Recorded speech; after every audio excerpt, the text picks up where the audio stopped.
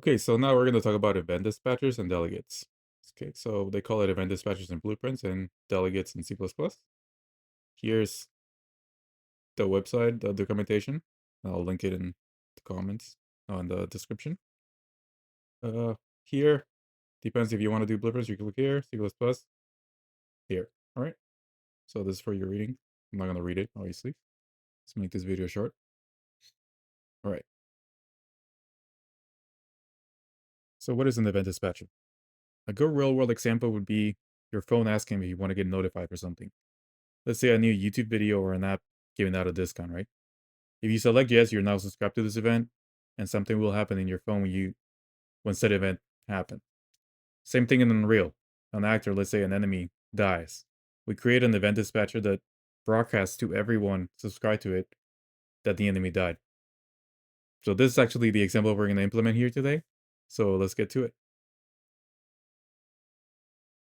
Okay, so now we're going to implement the delegate in C++. So we're going to make a new class from character, call it my NPC character.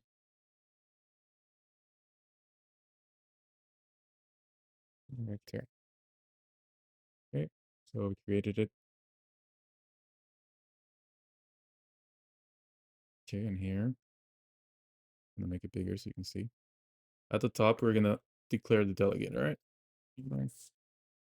There, multicast delegate, and we're gonna use one param because no param is simple, but there's some caveats you gotta do when you add a one param. Okay.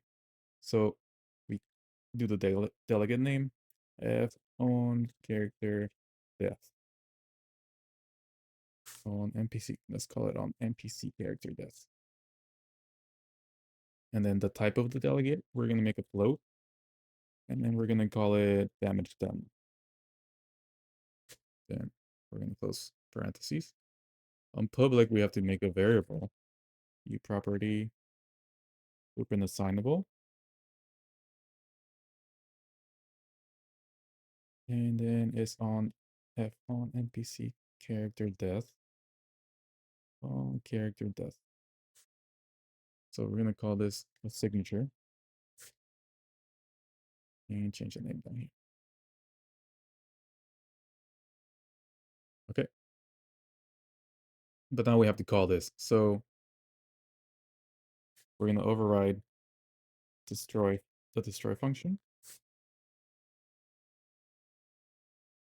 So before the parent destroy gets called, we're going to do on NPC and we're going to broadcast it. So whoever's subscribed to this delegate is going to get the message.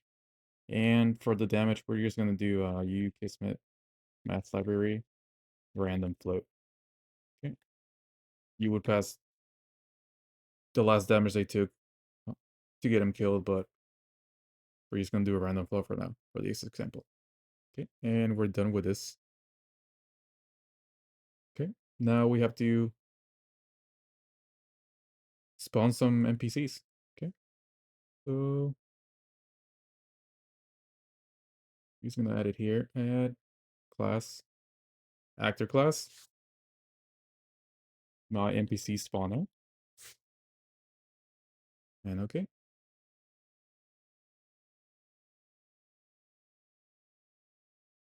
Okay, NPC spawner. Okay, so we want to spawn NPCs, but we need to set what kind of NPCs we want to get, right? E property, edit anywhere. E subclass of a my NPC character. And we're gonna forward declare it. So forward declaration means this. You can actually just do this also, because this forward declares it, right? And then NPC to spawn.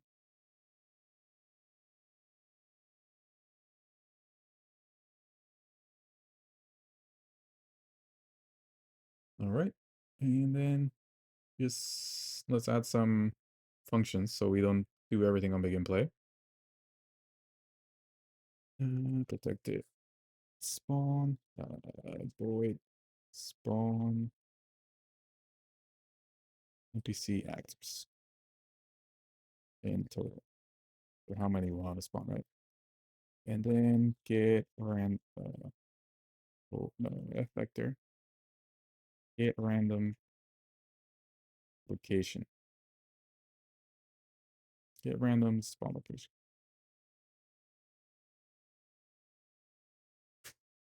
Okay, now we implement them. And here we default to returning an f vector default initialize. So that will just return 0, 0, 0. Okay, now on begin play, we're gonna want to call spawn NPC actor, right? And how many? We'll say 5. You could set this as a variable too. Actually, let's do that. Okay, e property, put it anywhere. Int actors to spawn, number of actors to spawn. And then over here, we're gonna initialize it to be a default number of actors to spawn to 5. But if we want to change it in blueprints, we can do that. Okay, so on begin play, we're gonna spawn 5 actors. Now let's do the spawn logic. If total is less than or equal to 0, we just return it because can't spawn nothing, right? For int 0, I is less than total, I plus plus, or plus plus I, whatever you prefer. Okay, so we're gonna get the location that we're gonna spawn it at. Spawn location equals get random spawn location. So now let's implement get random spawn location. Const f vector spawn origin. So we're gonna get the origin of wherever this actor is. So get actor location. And now we're gonna spawn it somewhere inside the NavMesh. Since this is an AI, it needs a NavMesh to move. So we're gonna have to add a NavMesh also, right? But we're gonna get a random point inside the NavMesh. View navigation system v1. So that's the navigation system. Nav system. View navigation system v1. Get current. Current. So we're gonna get the current navigation system that's in the world, in this world.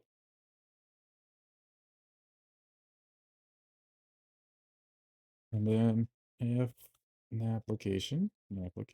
So this is gonna be a reference to pass into the function that we're gonna call right now. If if navigation system v1 dot get random point in navigable radius. Origin is our spawn origin, which is wherever this actor is. And then the radius, we actually gonna make another variable here. E property, edit anywhere. Float spawn radius. Okay, and then we go up here again, we initialize it. So on writer, you can just do that, right? Spawn radius in 500. By do that, I mean you highlight it and you press Alt Enter and it auto does it.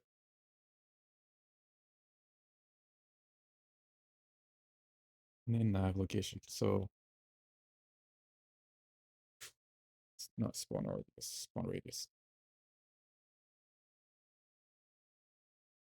So if that happens, then we'll return the nav location dot location.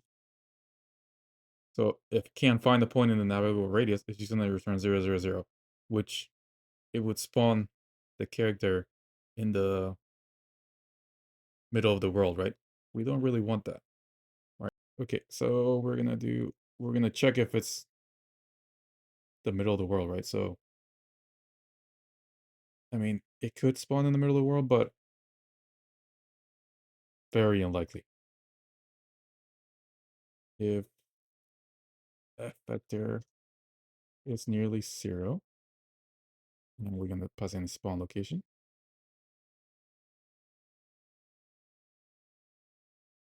Going on here? Oh, tolerance. Oh, okay, okay. Yeah, that makes sense. Spawn location nearly 0. And then the tolerance is just leave it at default. Then we just break. We just go to the next iteration of this for loop.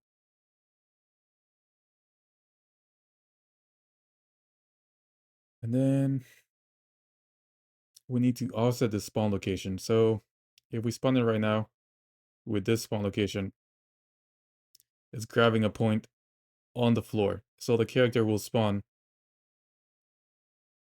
with his chest on the floor, right? So we want to offset that by a little bit. So spawn location plus equals f vector 0.f 0.f. And since the character is 180, we just do 90f, so halfway. So that will offset it. Now we need a rotation, f rotator, spawn rotation, rotation equals f rotator, no, rotator, 0 rotator. So that's just 0, 0, 0. If you want it to be facing something, you would just change the rotation to point at that certain object, right? If you want to be facing the character, you would get the character, get the direction, and get the rotation from there. Okay. Now we need some spawn parameters. F actor spawn parameters. Spawn parameters. Spawn parameters. Dot owner. It's this. So this is the owner. This actor is the owner of all these. And spawn parameter dot spawn collision equals e spawn actor collision and always spawn. So right now we're all gonna do always spawn because they might spawn in the same place. They might choose the same location and they're colliding and they're not gonna spawn, but we don't care. We just want them to spawn.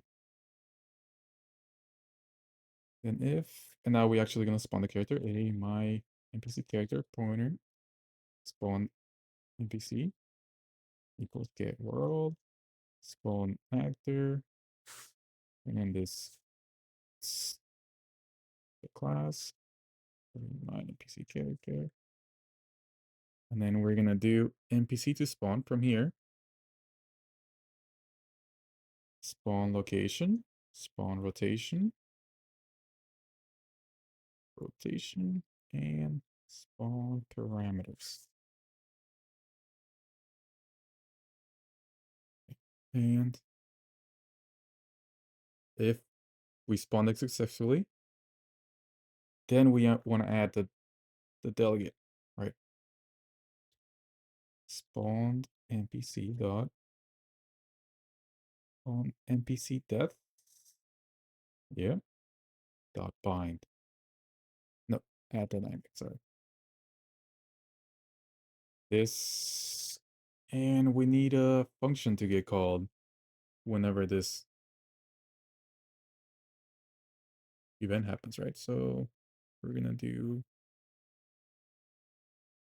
add another function here. So this function has to, we made this function with a float, right? So it has to match this. The function needs to have on NPC death event, and it has to have a float.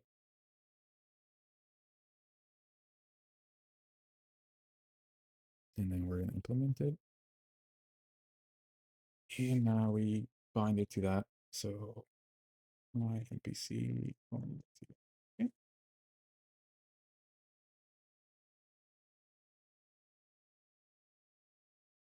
Oh, it needs to be marked with new function. So new function. There you go. You mark it with new function. And that's it for that. Here we want to print something. All right. We're actually going to print something on tick. Okay. We're going to make a new variable in the private. Just make it e properties case. And then int number of enemies killed.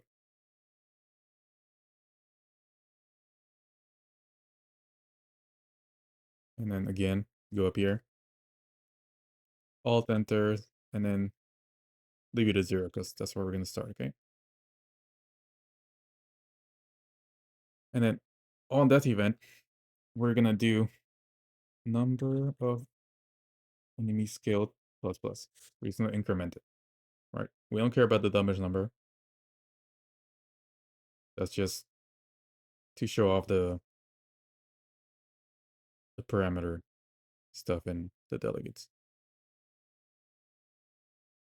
Okay, and on tick, we're going to be printing how many enemies we've killed. So, of course, I don't remember what the stuff to print is. So we go back to where we did it once and we just get it from here, right? All right, so we go back, we do this, but here we need to print a float, right? So we're gonna change this a little bit.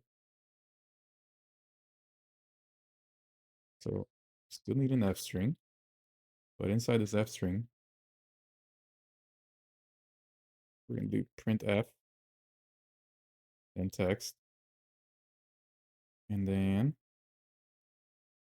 number of enemies killed, and then we're gonna do %f for float. Then now here, number of enemies killed.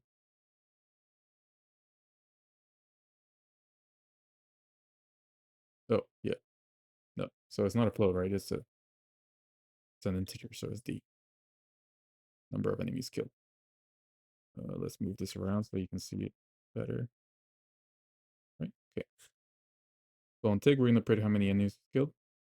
And time to display, delta time, instead of 5. We just want it to have only one line of it. And black, we're gonna do to red. Seems like everything's done, right? We're broadcasting it with a random float. Then when it gets broadcasted, this event gets called down here, incremented. We can actually print a random float, right?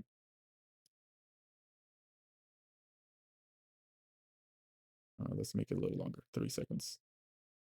And then damage number. And now we put an F. Right, so it's going to print out the random float that it sends. Okay. And that seems to be it. Okay, so we compile.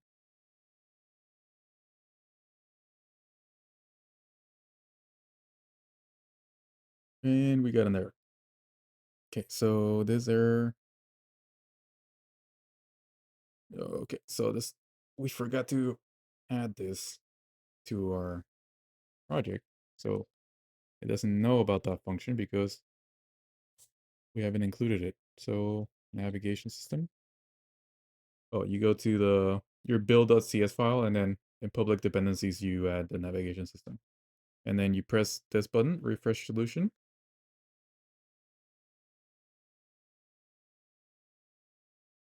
If you're using Visual Studio, it's let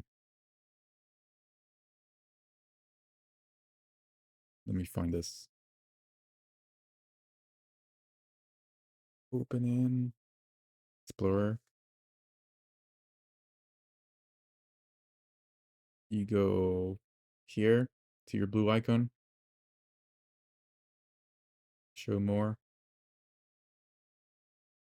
and then you click on Generate Visual Studio Project Files, and that will do the same thing as a refresh solution. All right. And then we press compile again.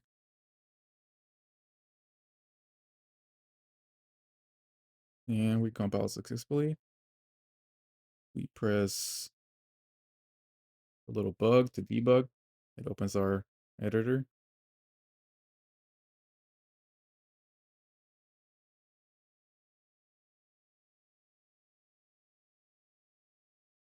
Okay, now we need to create the blueprint equivalent of the classes we made, right? So NPC Spawner, the NPC Spawner. Okay, we don't need to do anything in here. We just need to drag it into the level and close to the character. And on the right side, you're gonna see we can change the values that we set. But we haven't made a NPC character yet, so let's make an NPC character. The NPC character.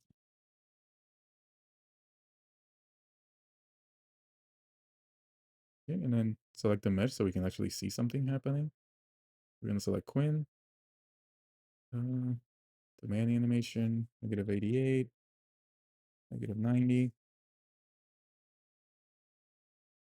Okay, that's all we have to do for now. So we're not making a move or anything.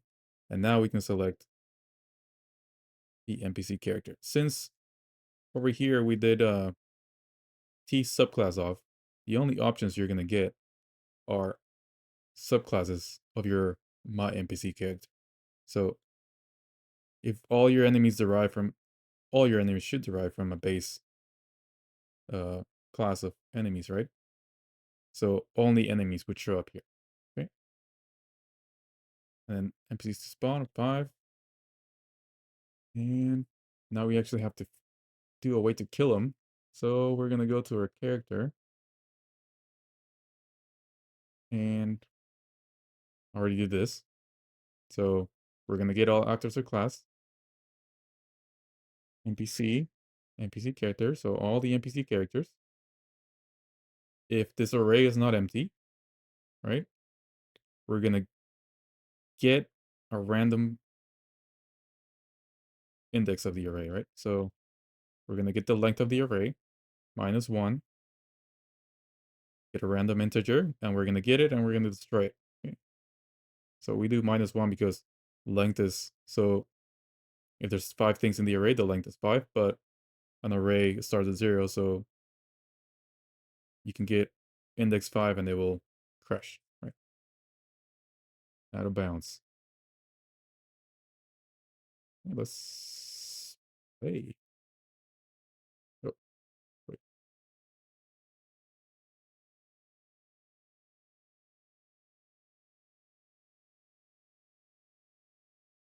Oh, yeah, so we forgot to put the NavMesh.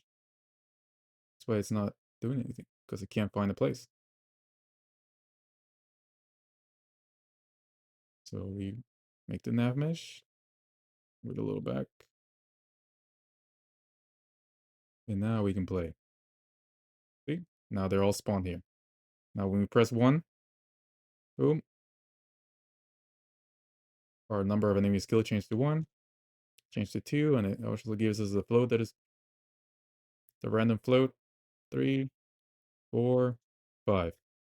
Keep pressing, nothing happens. We can't find any more actors, right? And that's it. That's what delegates are used for.